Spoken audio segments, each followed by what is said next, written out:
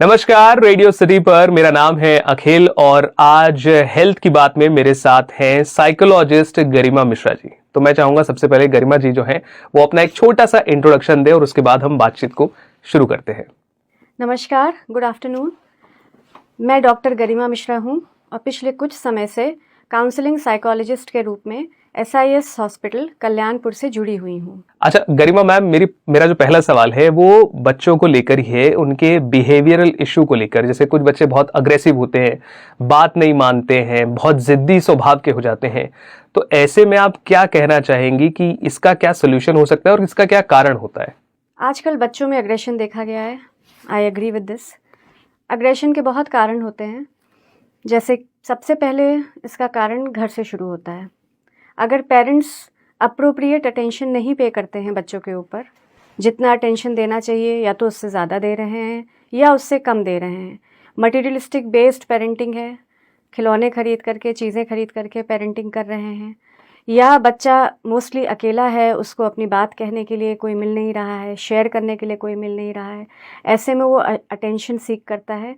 नहीं मिलने पर उसमें अग्रेसिव बिहेवियर देखने को मिलता है, जो कि घर से लेकर के बाहर तक उसके बिहेवियर में रिफ्लेक्ट होता है।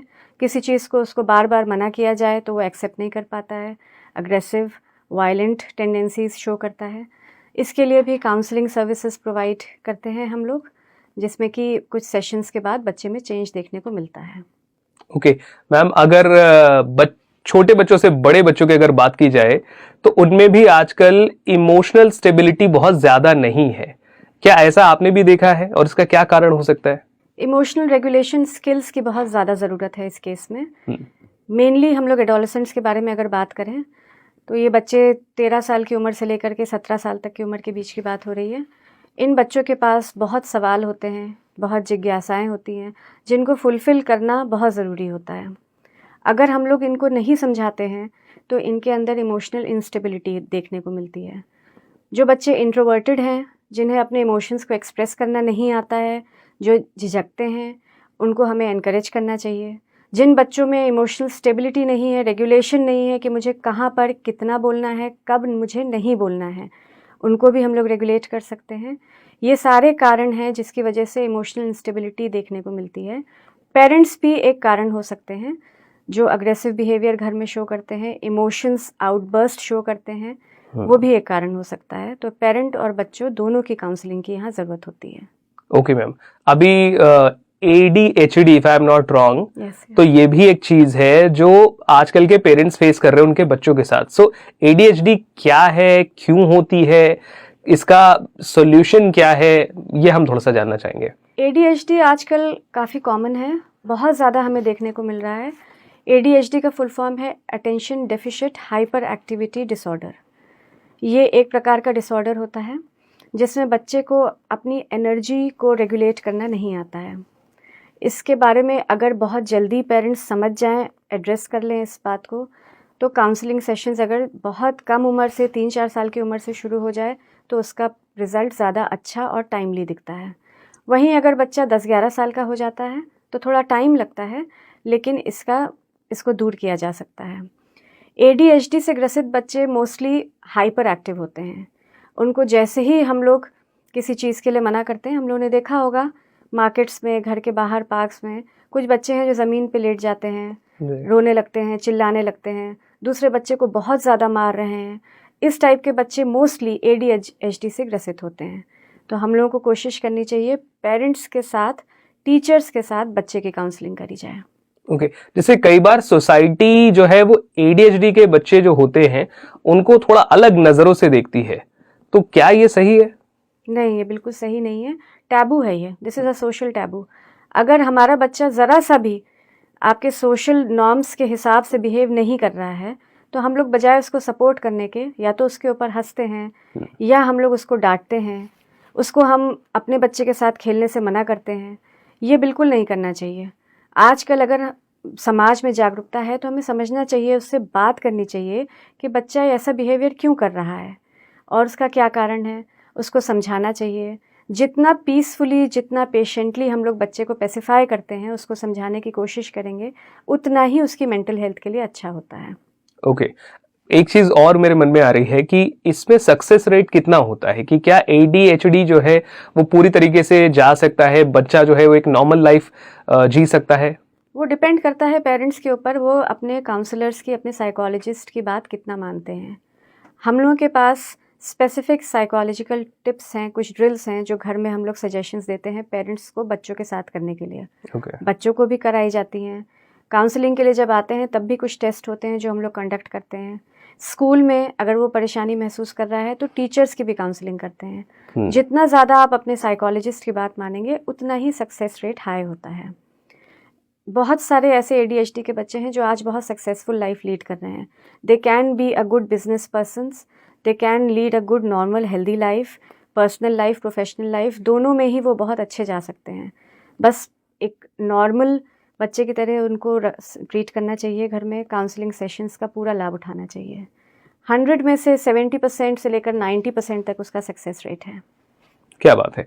अच्छा, एक और चीज है, स्कूल्स में कई बार बुलिंग होती है। तो जब हम खैर बच्चे थे, हमारे साथ होती थी, हमको कोई ऐसा फर्क नहीं पड़ता था, बट आज के बच्चे बुलिंग को लेकर थोड़ा सा अवेयर भी हैं और शायद थोड़ा सा उसको एक अलग सेंस में भी लेके जाते हैं। तो क्या इसका भी कोई सोल्यूशन हो सकता है? लो सेल्फ एस्टीम जिन बच्चों में होता है उनको बुली करना आसान होता है। ओके। जिनको अपने बारे में कॉन्फिडेंस कम है, उनको ऐसा लगता है कि जो सामने वाला कह रहा है मेरे बारे में, मेरी इमेज वही है, तो ऐसे में हम लोगों को उनकी सेल्फ एस्टीम को बूस्ट करना चाहिए। बुली बहुत ही ख़राब रूप भी ले सकती है, तभी आजकल बुली को क्राइम के तौर पे भी माना गया है। बुली की वजह से कभी कभी फिज़िकल हार्म भी हो जाता है।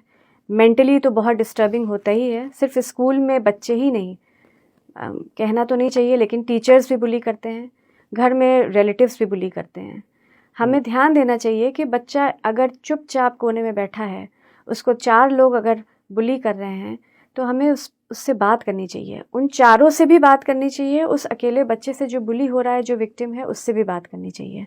जो बुली कर रहे हैं उनकी भी काउंसलिंग बहुत ज़रूरी है, क्योंकि उनके अंदर बहुत अग्रेशन है। जो बुली हो रहा है उसका कॉन्फिडेंस बूस्ट करना है, ताकि वो अपनी एकेडमिक लाइफ और आगे अपनी पर्सनल प्रोफेशनल दोनों लाइफ्स में कॉन्फिडेंस फील करें। कई बार ऐसा भी होता है कि लोग रिकॉग्नाइज नहीं कर पाते कि मेरे बच्चे को बुली किया जा रहा है, क्योंकि सामने वाला कहता है कि मैं तो सिर्फ मजाक कर रहा हूँ, और वो मजाक करते करते उसको कई बार ऐसी बातें बोल देता है जो शायद उसको रियलिटी ही लगती है, जैसा आपने बोला कि हाँ शायद यही मेरी सच्चाई है। मजाक की भी एक लिमिट होती है। हम लोगों को बच्चों को ये समझाना चाहिए कि कोई भी मजाक उस हद तक नहीं खींचना चाहिए जिसमें सामने वाले को बुरा लगना शुरू हो जाए। वो दुखी फील कर रहा है, वो सैड फील कर रहा है, उसको अच्छा नहीं लग रहा है, वो ग्रुप के साथ खेलना ही नहीं चाह रहा है, वो किसी कोने में बैठना चाह रहा है। तो मजाक में भी कई बार बच्चे अनजाने में भी और जानबूझ करके भी बुली करते हैं। और देखा गया है जो बच्चा शुरू से बुली हो रहा है वो बहुत टाइम तक सबका प्रे बना रहता है। उसको जब बच्चे बोर हो रहे हैं बस सबसे आसान है जाके उस बच्चे को बुली करने लगते हैं। ऐसे में स्कूल में टीचर्स का रोल बहुत इम्पॉर्टेंट है, घर में पेरेंट्स का रोल बहुत इम्पॉर्टेंट है। हम अपने बच्चों को पार्क में अकेले खेलने के लिए छोड़ देते हैं। मैं ये नहीं कह रही हूँ कि उनके ऊपर नज़र रखनी चाहिए, लेकिन ध्यान देना चाहिए हमारा बच्चा भी फिजिकली एक्टिव इन्वॉल्व है खेलने में कि नहीं। क्या वो रोज़ जाके किसी किनारे पे बैठ रहा है, कोने में बैठ रहा है, या वो भी घर जब लौट रहा है तो खुश होकर लौट रहा है। खेलने के बाद बच्चों में एक अलग एनर्जी होती है, सेटिस्फैक्शन उनके फेस पे दिखता है। अगर बच्चा सेटिस्फाइड नहीं है, बहुत लो एनर्जी के साथ लौट रहा है जिसका कि थकान कारण नहीं है, तो हमें बच्चे से बात करनी चाहिए। जो बच्चे बुली कर रहे हैं हमें उन बच्चों से भी बात करनी चाहिए और उनके पेरेंट्स से भी बात करनी चाहिए। अच्छा मैम, आज के टाइम पे डिप्रेशन और सेल्फ स्टीम भी 2 मेजर इश्यूज हैं, बच्चों के लिए भी और जो किशोर हैं उनके लिए भी। तो आप अभी इस वीडियो के माध्यम से क्या कहना चाहोगे?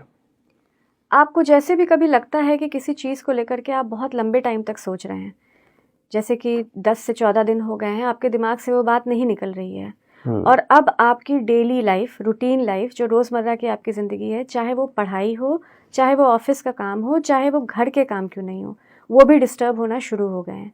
तो अब यहाँ पे आपको ज़रूरत है कि आप अपने घर वालों से बात करें, जो आपकी बात को समझें, उनसे खुल के बात करिए।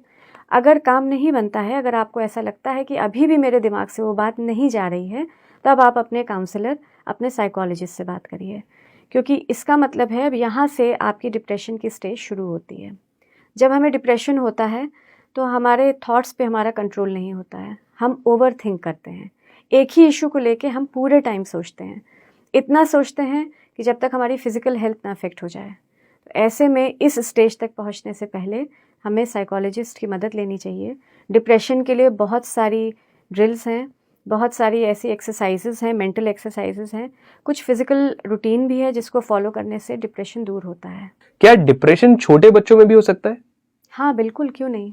ओके 8 साल के बच्चे से लेकर के हम लोग की एज तक, सीनियर सिटीजन्स की एज तक डिप्रेशन हो सकता है, बिल्कुल होता है। ओके अच्छा, बहुत सारे बच्चे सेल्फ स्टीम को भी लेकर बहुत इशू में रहते हैं। घर पर लोग या पेरेंट्स ऐसा क्या करें कि उनके सेल्फ स्टीम को थोड़ा सा बूस्ट किया जा सके? कोई एक आध टिप अगर आप देना चाहें। देखिए, रिवॉर्ड और पनिशमेंट 2 ऐसे टर्म्स हैं साइकोलॉजी में जो साथ साथ चलते हैं। अगर हम बच्चे को पनिश करते हैं कुछ गलत करने पे, तो हमें ध्यान देना चाहिए उसके छोटे से भी किसी अच्छे काम पे, कोई अचीवमेंट पे हमें उसको रिवॉर्ड करना चाहिए। अब यहाँ रिवॉर्ड का मतलब नहीं है कि आप उसको महंगे टॉयज़ ला करके दें, महंगे गैजेट्स ला करके दें, वो भी आप कर सकते हैं। लेकिन रिवॉर्ड का मतलब सबसे पहला होता है अप्रिसिएशन। उसके अच्छे काम को एक्नॉलेज करिए, अप्रिशिएट करिए, घर में सबको बताइए उसकी प्रेजेंस में। आप फ़ोन करिए, अपने घर वालों को बताइए, अपने पड़ोसियों को जो आपको अंडरस्टैंड करते हैं, जो उस बच्चे को पसंद करते हैं, उनको बताइए। उसकी नॉलेज में होना चाहिए कि मेरे अचीवमेंट के बारे में शेयर किया जा रहा है। ये सबसे बड़ा रिवॉर्ड होता है। और बार बार उसको एनकरेज करिए इस तरीके के काम करने में जो उसको करने के बाद अच्छा फील होता है, जो उसको लगता है कि अब मैं जब ये करूँगा तो मुझे फिर से रिवॉर्ड मिलेगा। उसकी कोई पसंदीदा चीज़ खाने के लिए बनाइए, उसको दीजिए। उसके हिसाब से जो सबसे अच्छा उसका दिनचर्या, जो रूटीन रहती है जिसमें वो सबसे ज़्यादा एंजॉय करता है, वो रूटीन उसके साथ करिए, उसके साथ टाइम स्पेंड करिए। ये रिवॉर्ड होता है। पनिशमेंट हमें तभी देना चाहिए जब हमें लगता है ऐसा कि बच्चा एक ही चीज़ को बार बार कर रहा है, उसके लिए हार्मफुल हो सकता है, उसकी पढ़ाई पे असर हो सकता है। पहले आप उसको पेशेंटली बहुत टाइम तक समझाइए। जब आपको ऐसा लगता है कि अब वो समझने से नहीं हो रहा है, मुझे पनिश करने की ज़रूरत है, तो पनिशमेंट यहाँ पे कभी भी रिग्रेस पनिशमेंट साइकोलॉजी एनकरेज नहीं करता है। पनिशमेंट का मतलब है आप कुछ समय उससे मत बोलिए, उसको जो चीज़ अच्छी लग रही है, जिस टॉय से वो बहुत ज़्यादा खेलता है, उससे कहिए मैं कुछ घंटों के लिए आपको नहीं दूंगी। जब तक आप जो मैं कह रही हूँ, जो आदत मैं आपसे इम्प्रूव करने के लिए कह रही हूँ, आप नहीं इम्प्रूव करेंगे तो ये टॉय आपको वापस नहीं मिलेगा। सॉफ्ट पनिशमेंट्स होनी चाहिए। मैम, आपने अपने करियर में बहुत सारे ऐसे फैमिली और पेरेंटिंग इशू देखे होंगे जो बच्चों के लिए सही नहीं है, क्या आप उनमें से कुछ बताना चाहेंगी? पेरेंट्स हैं, कपल्स हैं जिनके बीच में अंडरस्टैंडिंग की कमी है, कम्युनिकेशन की कमी है। बच्चों के सामने ही वो लोग सारे इस तरीके के गैप्स को शो कर देते हैं, जिसकी वजह से बच्चे में लो सेल्फ एस्टीम रहता है, जिसकी वजह से बच्चे में डर पैदा होता है कि मेरे पेरेंट्स आपस में झगड़ा करते हैं, या जिसकी वजह से वो अग्रेशन सीखता है, उसको अग्रेसिव बिहेवियर वो सीखता है। तो इन सब चीज़ों का ध्यान रखना चाहिए। आपस में कम्युनिकेशन गैप नहीं होना चाहिए इतना ज़्यादा कि उसका प्रभाव बच्चे पे पड़े।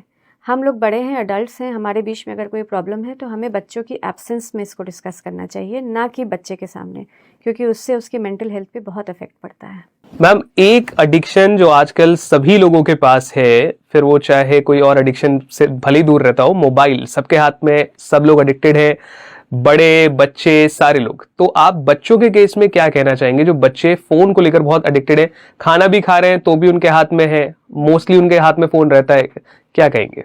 इस समय जो prime addiction, type of addiction चल रहा है, वो मोबाइल एडिक्शन है।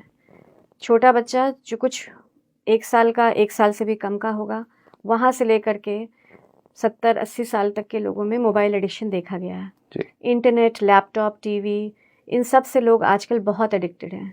जो फैमिली टाइम, जो क्वालिटी टाइम हो सकता है हम अपने बच्चों को दे सकते हैं, वो सारा हमारा मोबाइल ले जाता है। मोबाइल में बच्चे वीडियो गेम्स खेलते हैं जो कि सिर्फ वायलेंस सिखाते हैं। उन वीडियो गेम्स में बच्चा एक कैरेक्टर बनता है जिसको कि सिर्फ मारना है या चोरी करनी है, मारना है, जो भी लोग सड़क पे दिख रहे हैं उनको शूट करना है। 1 घंटा अगर उस बच्चे ने वो वाला गेम खेला तो उसके अंदर जो हार्मोन्स हैं उसकी वजह से उसके अंदर अग्रेशन आता है। अब यही बच्चा जब बाहर पार्क में खेलने जाता है, जैसे ही उसकी किसी ने बात नहीं मानी, वहीं पे वो वायलेंट बिहेवियर शो करता है, मारपीट शुरू कर देता है, क्योंकि उसने जो 1 घंटा देखा है वो उसकी मेमोरी में स्टोर हो गया है। वही बिहेवियर उसकी मेमोरी में स्टोर होता है, वही वो आगे जाके रिफ्लेक्ट करता है। मोबाइल फ़ोन से अग्रेशन, वायलेंस, डिसोबीडियंस, मिसकॉन्डक्ट, ये सारी चीज़ें बच्चों में देखी जा रही हैं। इसके बहुत दुष्प्रभाव मैंने देखे हैं। कुछ बच्चों से जब मोबाइल फ़ोन्स ले लिए जाते हैं तो उनको फिट्स तक पड़ते हैं, एडमिट भी होते हैं, उनका इलाज भी चलता है। इसीलिए स्क्रीन टाइम लिमिट करने की बहुत ज़रूरत है। बिना मोबाइल के, बिना इंटरनेट के आजकल पढ़ाई भी नहीं हो पाती है, तो लिमिट करना, टाइम बांधना, 20 मिनट्स से ज़्यादा एक बार में स्क्रीन टाइम नहीं होना चाहिए बच्चों का। गैप्स के साथ, ब्रेक्स के साथ स्क्रीन टाइम होना चाहिए ताकि वो मेंटली थोड़ा बैलेंस्ड फील कर सकें। उसका हमें ध्यान रखना चाहिए ताकि मोबाइल एडिक्शन ना हो पाए हमारे बच्चों को। तो ये थी आज सिटी की हेल्थ की बात में कानपुर की फेमस साइकोलॉजिस्ट गरिमा मिश्रा जी। अगर आप इनसे कनेक्ट करना चाहते हैं, आपके भी कोई सवाल होंगे, वो पूछना चाहते हैं अपने बच्चों के बारे में, अपने बारे में, तो वीडियो में आपको पूरी डिटेल्स मिल जाएंगी, आप जरूर देखिएगा और जिनको जरूरत हो इस वीडियो की उनके साथ इसे शेयर कीजिएगा। Thank you.